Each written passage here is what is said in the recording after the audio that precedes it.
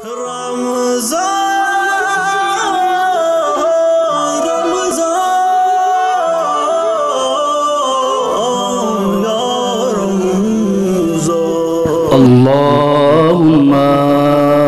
صل على محمد وآل محمد.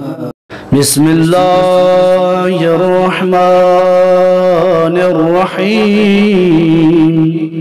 اللهم وفر فيه حظي من بركاته وسهل سبيلي إلى خيراته